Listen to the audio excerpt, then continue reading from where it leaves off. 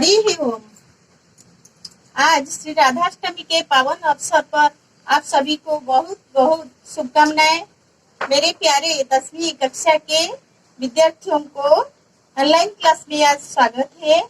आज मैं यहाँ एक नया पाठ लेकर उपस्थित हूँ, जिस पाठ का नाम है सूरदास।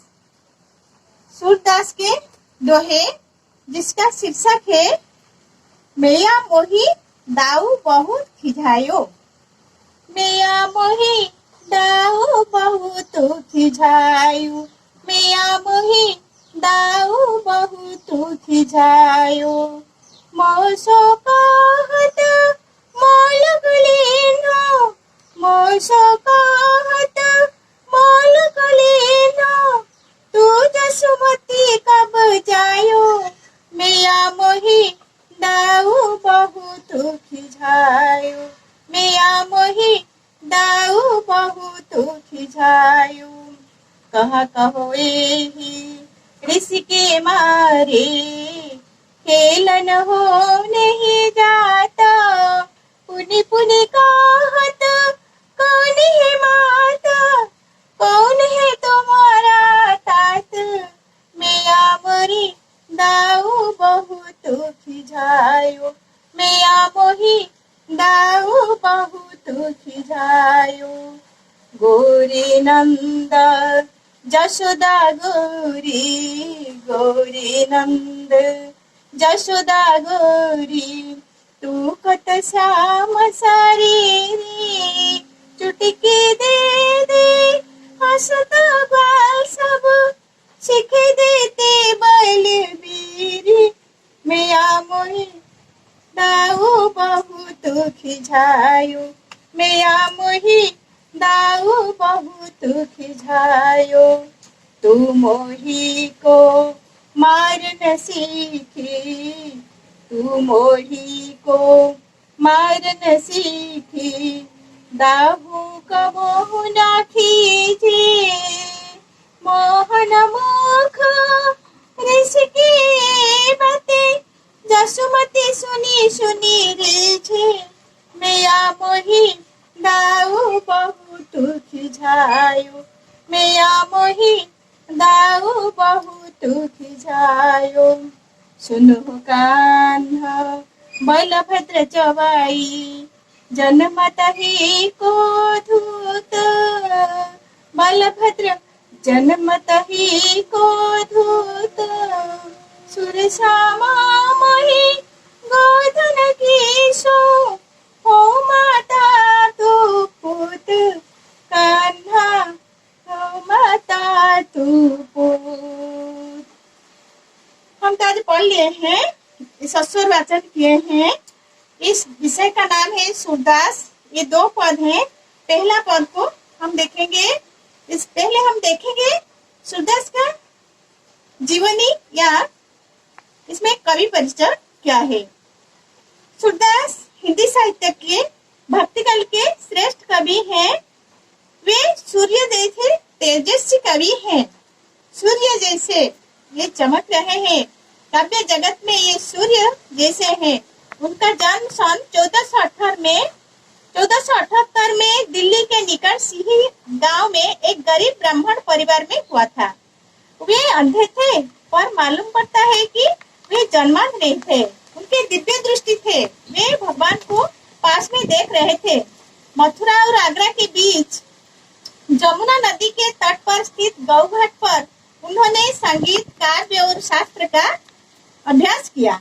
जमुना नदी के गौघाट पर वे संगीत, काव्य ये सबको अभ्यास किए। विनय के भाव से पदों की रचना की। आगे चलकर ये वल्लभाचार्य के शिष्य बन गए और ब्रज जाकर गोवर्धन के पास पार्श्वली नामक जगह पर अपना स्थायी निवास बनाकर पद लिखते रहे। वे पार्श्वली में निवास बनाकर पद सब लिखते रहे। सूरदास मानव मन के बड़े पारखी थे। मानव मन को अच्छे रूप से अनुभव किए थे। वात्सल्य भाव के तो वे मर्मज्ञ थे। वे वात्सल्य भाव, उनके काव्य में वात्सल्य रस, श्रृंगार रस और कुछ रस भी इनमें थी। श्रीमद् भागवत महापुराण के आधार पर रचित उनका विशाल ग्रंथ सूरसागर हिंदी के अमूल्य निधि है। उनके 3 ग्रंथ है, सूरसागर, साहित्य लहरी और सूर सारावली। इन तीनों में सूरसागर सबसे बड़ा ग्रंथ है और इसका यह एक महत्वपूर्ण ग्रंथ है। ये बच्चों के, माता के, साथियों के, नारी और पुरुषों के मनोभावों के पारंगम कवि थे। वे बच्चों के, माताओं के, साथियों के, नारी और पुरुषों के मनोभावों के पारंगम कवि थे। सभी के मनोभावों को वे अनुभव कर सकते थे और अपने काव्य में ही स्थान दिए थे। यह पद महाकवि सूरदास द्वारा लिखा गया है और बाल लीला के नाम से यह पद है। 2 पद है इसमें बाल लीला में।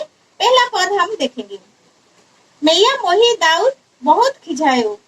सूरदास जी यहाँ वर्णन कर रहे हैं कि दोनों भाई कृष्ण और बलराम अपने साथियों के साथ मधुबन गए हैं और वहाँ सब मिलकर, बलराम और उनके दोस्त सब मिलकर उन्हें सताते हैं। वो कैसे सताते हैं और क्या क्या कहते हैं और इसके बाद माँ यशोदा कैसे मनाती है अपने लाल को, कृष्ण को, यह हम इस पद में पढ़ेंगे। मैया मोही दाऊ बहुत खिजायो। कृष्ण जब छोटे थे, तुम बच्चे, तुम तो जानते हो ना, जब छोटे छोटे बच्चे होते हैं, भाई भाई छोटे होते हैं, आपस में झगड़ते हैं, बहन बहन में भी झगड़ते हैं आपस में और उनके मम्मी आ जाते हैं और उनमें झगड़ा हो जाता है।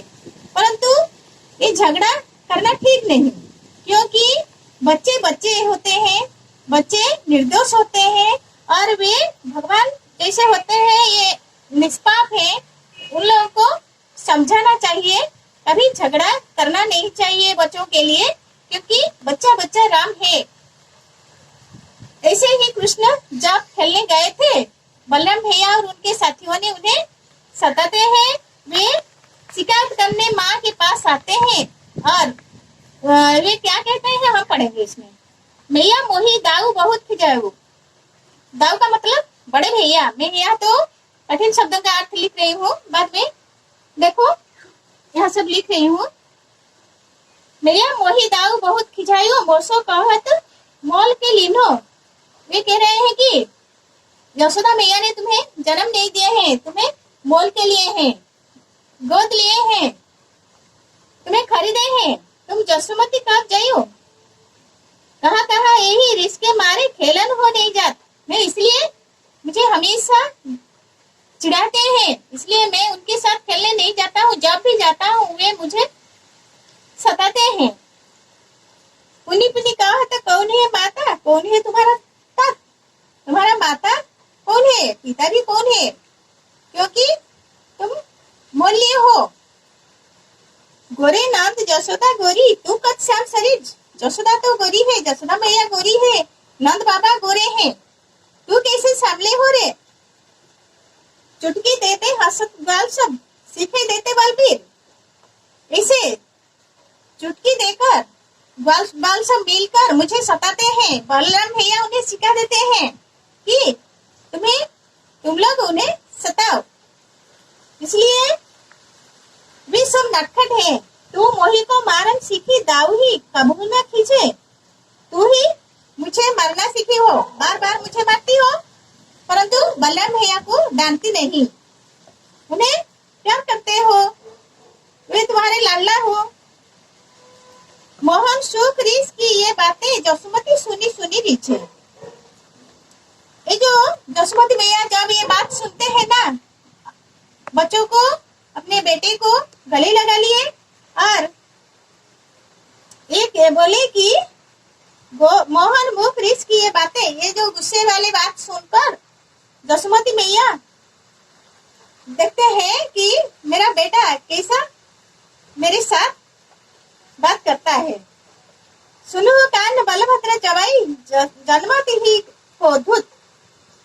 अरे बलभद्र भैया, तुम्हारे बलभद्र भैया, बलराम भैया जन्म से ही नटखट है, शरारत करता है, शरारती है, इसलिए उनकी बात में मत गुस्सा करो। सुर श्याम वही गोधन की सौ हो माता तू पुत। तू मेरा बेटा है, मैं तेरी माँ हूँ। अच्छा, भगवान कृष्ण कहते हैं माँ ठीक है, तो तुम ठीक बोल रही हो, तो सौगंध खाओ। माँ कहती है अरे लला, मैं किसकी सौगंध खाऊं? मैं सबसे प्यारा मेरा जो गोधन है उसको, उसकी सौगंध खाकर कह रही हूँ कि तू मेरा लाला हो और मैं तेरी माँ हूँ। श्री कृष्ण के जीवन में गौ माता बहुत ही महत्वपूर्ण है, इसलिए माँ के इस बात पर उन्हें विश्वास आ गई। ये तो हो गया पहला पद। इसके बाद हम दूसरा पद की व्याख्या करेंगे। दूसरा पद यह है कि हरि अपने आंगन कछु गावत, तनक तनक चरणन सौ नाचत, मन ही रिझावत, बाह ऊंचाई काजरी धोरी, गेयनी टेरी बुलावत, कबहू को बाबा नंद पुकारत, कबहू को घर में आवत। इस दोहे में बालक कृष्ण घर आंगन में अकेले खेल रहे हैं। उनका यह खेल सबके मन को मोह लेता है। यह वर्णन बहुत ही हृदयग्राही है। यहाँ सुरदास जी कहते हैं कि भगवान कृष्ण अपने आप कुछ गा रहे हैं। वे गाते गाते नन्हे चरणों से नाचते भी हैं और मन मगन भी हो रहे हैं। कभी वे हाथ उठाकर काली एवं सफेद गाय को बुलाते हैं, तो कभी नंद बाबा को पुकारते हैं और वे कभी घर के भीतर चले आते हैं। घर में जाकर थोड़ा मक्खन हाथ में देकर खाते हैं और थोड़ा सा मुंह में लगा लेते हैं। माखन तनक अपने कर ले, तनक बदन में नावत, कबहू जीते प्रतिबिंब खम में, लोनी लिए खवावत। माखन, कुछ माखन खा लेते हैं घर में जाकर और कुछ भी अपने मुंह में लगा लेते हैं। कबहू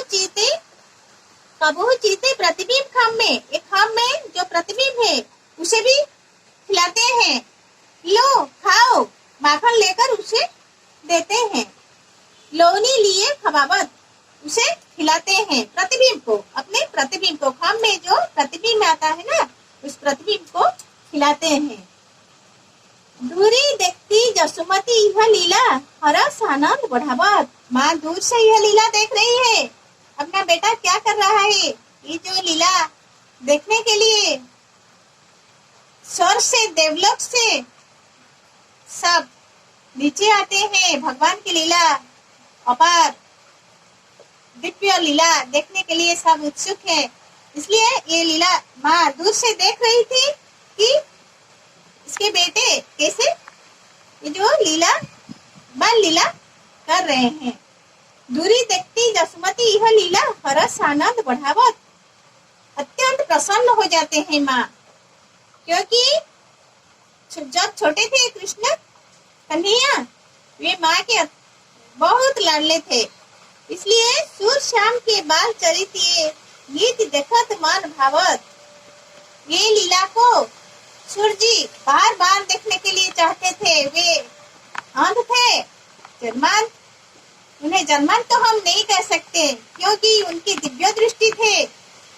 वे जब गीत गाते थे ना, भगवान का भजन, भगवान के भजन जब मधुर कंठ में गा रहे थे, भगवान आकर उनके पास छोटे बच्चे होकर बैठ के सुन रहे थे। कहा जाता है कि भगवान ये जो कृष्ण भजन को जो सूरदास के कान से सुनने के लिए इतने उत्सुक थे कि वे आकर सूरदास के सामने बैठकर सुनते थे। सूरदास जी अनुभव कर रहे थे कि भगवान मेरे सामने हैं। वे देख रहे थे, वे सगुण उपासक थे, भगवान के चेहरे उनके सामने नाचते थे। इसलिए उनके दिव्य दृष्टि जो थे, उनके दिव्य दृष्टि से ये सब कुछ देख रहे थे। इसलिए माँ यशोदा ये दिव्य लीला देखने के लिए देखकर जैसे प्रसन्न हुए थे, सूरदास भी ऐसे ही लिखने में और भगवान के रूप अपने मन में देखकर या अपनी दिव्य दृष्टि में देखकर वे अत्यंत प्रसन्न हो जाते थे, क्योंकि वे कृष्ण भक्त थे।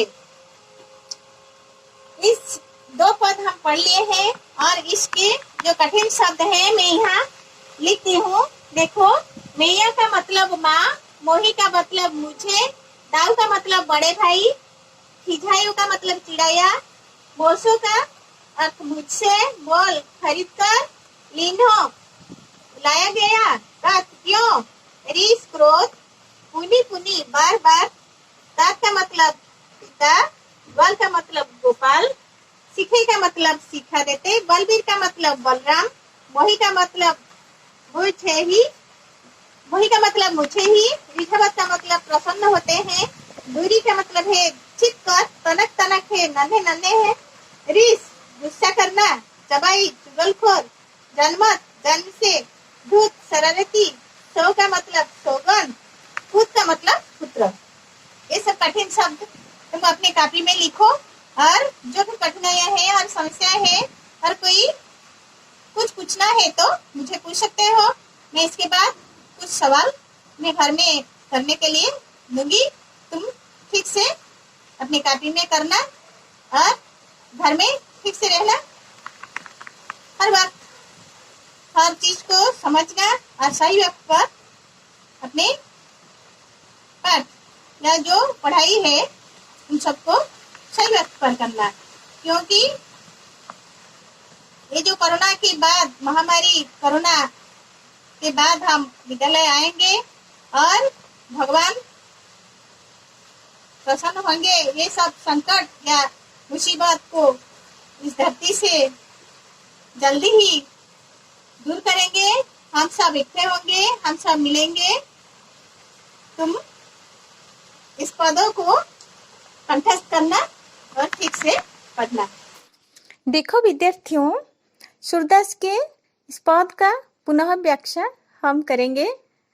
सूरदास के 3 ग्रंथ हैं, सूरसागर, साहित्य लहरी, सुर सरावली। इनमें से सूरसागर सबसे महत्वपूर्ण ग्रंथ है।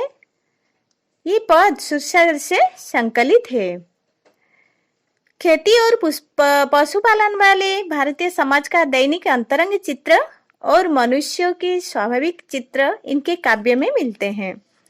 वात्सल्य, साख्य भाव, भगवान का रूप रंग का वर्णन, सूक्ष्म निरीक्षण भी इनके काव्यों में पाए जाते हैं। पाठ्य विषय बाल लीला में भगवान श्री कृष्ण अपनी माँ यशोदा से अपने बड़े भाई बलराम के बारे में क्या शिकायत करते हैं, यशोदा मैया उन्हें किस तरह मनाते हैं, इस प्रसिद्ध पद में देखने को मिलते हैं। सखाओं को साख्य भाव का अधिकार भगवान कृष्ण ने दे चुके हैं, यह बराबरी का मामला है। अपने दाऊ बलराम उन्हें सताते हैं, कहते हैं कि अरे कन्ना, तू मैया यशोदा और नंद बाबा का लड़का नहीं, तुझे गोद लिया है, मोल लिया है, उन्होंने तुझे पाला पोसा है, तू किसी और का है। यशोमती मैया ने तुझे जन्म नहीं दिया। नंद गोरे हैं, यशोदा गोरी है, तू क्यों सांभला है रे? जा किसी से पूछ ले, कौन है तेरे तात और कौन है तेरी माता। जा जा, मैं यशोमती मैया का बेटा हूँ, तुम सब झूठ बोल रहे हो। भगवान श्री कृष्ण ने यह कहा और वे जो कहे यह सह नहीं पाए, इसलिए अपनी मैया के पास शिकायत करने चले जाते हैं। मैया, ओ मैया, यशोदा बोलती, अरे क्या हुआ रे? माँ, मुझे दाऊ बहुत सताते हैं, वे ग्वाल वालों को सिखा देते हैं, ये सब मिलकर मुझे चिढ़ाते हैं कि तू नंद बाबा और यशोदा मैया का बेटा नहीं, किसी और का है, वे तुझे मोल लिए। यह कहकर सब चुटकी बजाकर नाचते हैं। तू तो सिर्फ मुझे मारना सिखाया है, बलराम भैया को नहीं मारती। ऐसा कहकर श्री कृष्ण ने रोने लगे। मोहन के मुख पर गुस्सा देखकर यशोदा माँ कहती हैं, अरे लला, बलराम भैया जन्म से शरारती है, चुगलखोर है, बहुत नटखट है। साची कह रही हो माँ? मैया ने कहा, हाँ सच कह रही हूँ। अच्छा सौगंध खाओ। मैं सौगंध खाकर कहती हूँ कि मैं तेरी माता और तू मेरा पुत्र हो। यह है माता और पुत्र के बीच में वात्सल्य प्रेम, जिस प्रेम को सूरदास जी ने यहाँ चित्रण किए हैं। इसे अच्छी तरह सोच के अपनी कॉपी में लिखना और इसका कविता को कंठस्थ करना। आओ विद्यार्थियों, हम सूरदास के जो दूसरा पद है इसका भावार्थ फिर से समझें।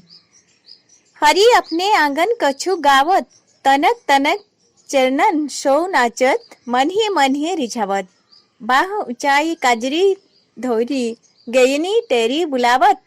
कबहू का बाबा नंद पुकारत, कबहू का घर में आवत। माखन तनक अपने कर ले, तनक बदन में नावत। कबहू चितई प्रतिबिंब खब में, लोनी लिए खवावत।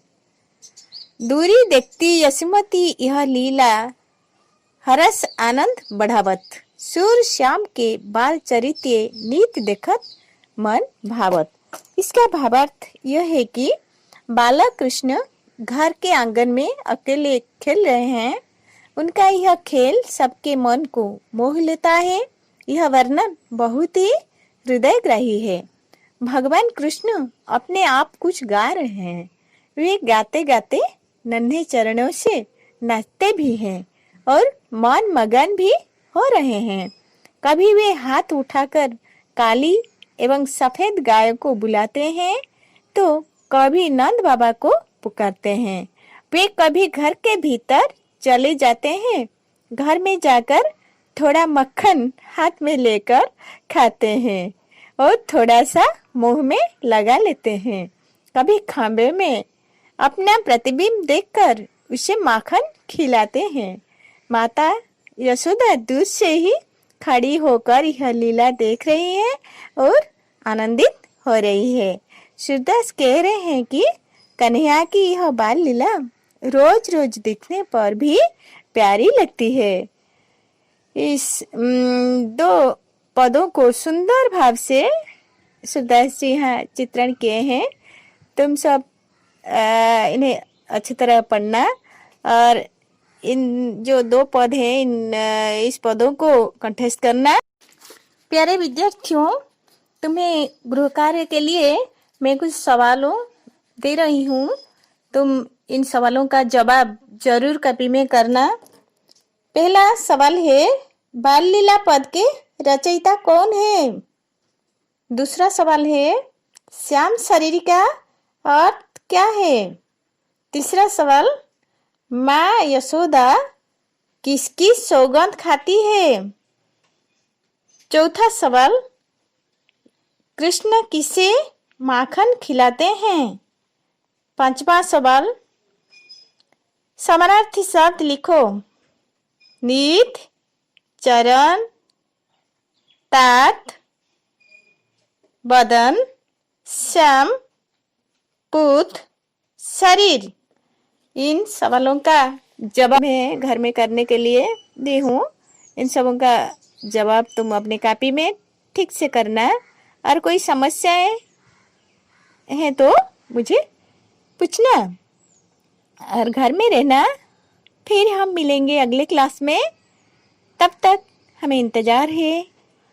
खुश रहो, मुस्कुराते रहो। धन्यवाद।